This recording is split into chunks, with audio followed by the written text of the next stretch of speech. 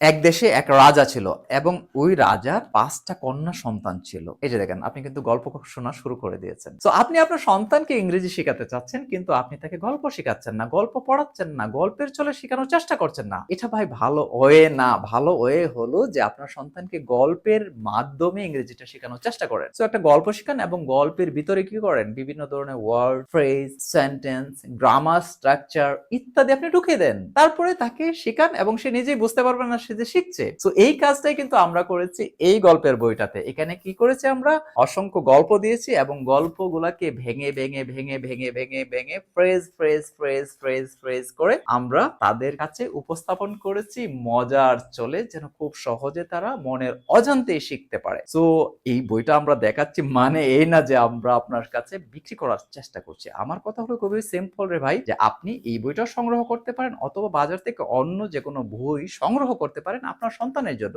গল্পের চলে চলে তাকে শেখান, সে অবশ্যই ভালো করবে। হ্যাঁ, যদি না সে নিজের অজান্তে শেখে। So thanks for watching. সালাম আলাইকুম।